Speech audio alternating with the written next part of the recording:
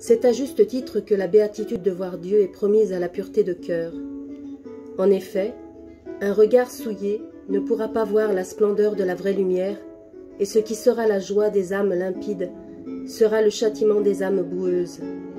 Il faut donc détourner ses yeux des vanités terrestres qui les obscurcissent et nettoyer notre œil intérieur de toute souillure d'iniquité. C'est ainsi qu'un regard paisible se rassasiera de l'incomparable vision de Dieu. Nous avons compris que la béatitude suivante nous enseigne comment mériter cela.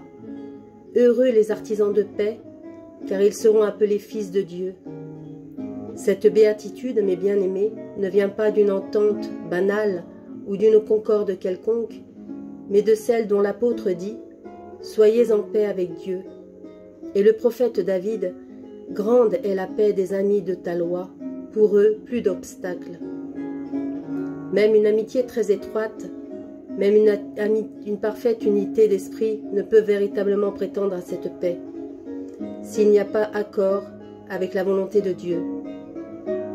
On ne peut reconnaître la dignité de cette paix à une communauté de désirs malhonnêtes, à des complicités criminelles ou à des pactes conclus pour le vice.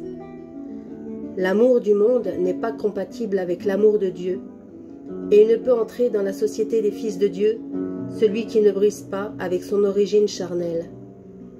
Mais ceux dont l'âme est toujours unie à Dieu ont à cœur de garder l'unité de l'esprit par le lien de la paix.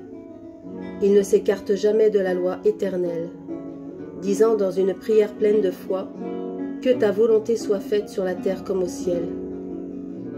Les voilà les pacifiques, les voilà ceux qui sont unanimes dans le bien, qui ont un même cœur dans la sainteté, qui doivent être appelés éternellement fils de Dieu, héritiers avec le Christ.